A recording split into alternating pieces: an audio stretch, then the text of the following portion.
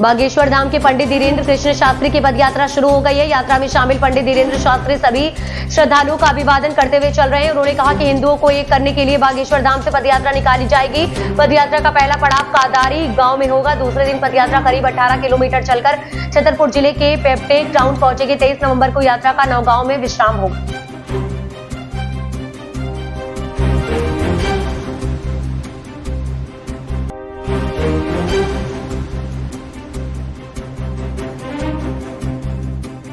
प्रदेश में अब सर्दी का दौर शुरू हो गया है। रात के साथ अब दिन में भी सर्दी का एहसास होने लगा है। पंचमढ़ी में दिन का पारा 23.8 डिग्री दर्ज किया गया है। इधर प्रदेश में रात के तापमान में 3 डिग्री की गिरावट दर्ज की गई है। मौसम विभाग के अनुसार आने वाले दिनों में सर्दी में तेजी से इजाफा होगा। मौसम विभाग के अनुसार जम्मू कश्मीर लद्दाख में हो रही बर्फबारी व उत्तरी हवाओं के प्रदेश में आने की वजह से मौसम में बदलाव देखा जा रहा है।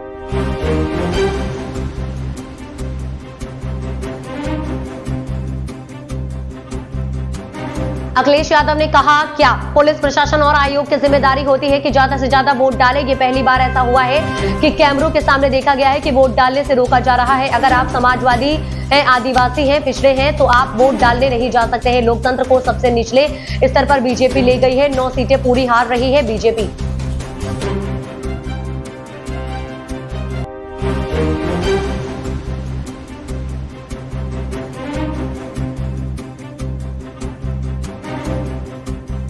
उत्तर प्रदेश की 9 विधानसभा पर उपचुनाव के साथ महाराष्ट्र और झारखंड राज्य के विधानसभा चुनाव के लिए भी बुधवार को वोटिंग की प्रक्रिया संपन्न हो गई है।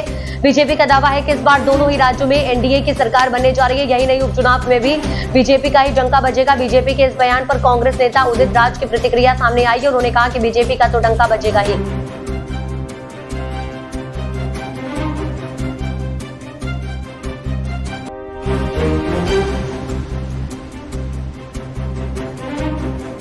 अखिलेश यादव ने गोरखपुर नगर निगम में आउटसोर्सिंग भर्ती पर भाजपा सरकार को कटघरे में खड़ा किया है। अब अखिलेश यादव की ट्वीट पर गोरखपुर नगर निगम ने सफाई दी। अधिकारियों ने बताया कि नगर निगम और उत्तर प्रदेश के अन्य सरकारी विभागों में कार्य की अधिकता की वजह से तहसीलदार, नायब तहसीलदार और लेखपाल के प्रतिनियुक्ति पर नियुक्ति की जाती है। यह व्यवस्था पहले से लागू है। इस पर आरक्षण लागू नहीं होता है।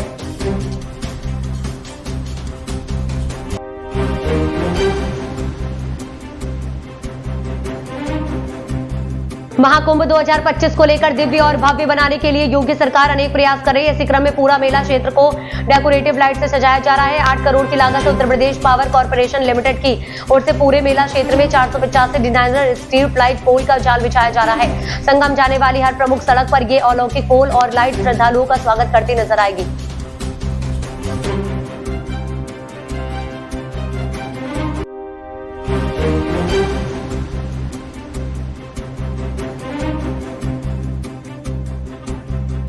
अरविंद केजरीवाल की आम आदमी पार्टी ने विधानसभा चुनाव की तैयारियों के तहत अपने प्रत्याशियों की पहली सूची जारी कर दी है। सूची में 11 नाम है। महत्वपूर्ण बात यह है कि इनमें ज्यादातर वे नाम हैं जो हाल के दिनों में कांग्रेस या फिर बीजेपी से आए हैं। बीजेपी से आए 3 नाम और कांग्रेस से आए 3 नामों को आपने टिकट दिया है। हाल ही में बीजेपी से 3 नेताओं ब्रह्मा सिंह तंवर, अनिल झा और बॉबी त्यागी को आपने उम्मीदवार अपना बनाया है।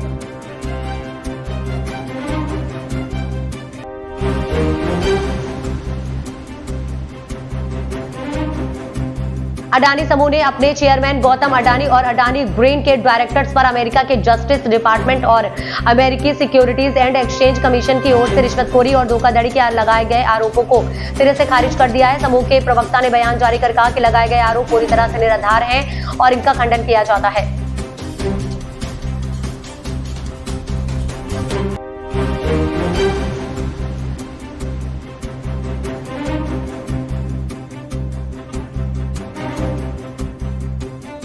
बॉलीवुड एक्ट्रेस शिल्पा शेट्टी के लिए गुरुवार का दिन बेहद राहत भरा रहा। दरअसल जोधपुर हाईकोर्ट ने एक फैसला सुनाते हुए शिल्पा शेट्टी और सलमान खान के खिलाफ SC/ST एक्ट में दर्ज FIR को रद्द कर दिया है। बता दें कि दोनों स्टार्स के खिलाफ दिसंबर 2017 में चुरू कोतवाली में SC/ST एक मामला दर्ज हुआ था। दरअसल एक टीवी शो में जाति सूचक भाषा का इस्तेमाल करने के लिए सलमान खान और शिल्पा शेट्टी के खिलाफ राजस्थान के चुरू थाने में FIR दर्ज थी।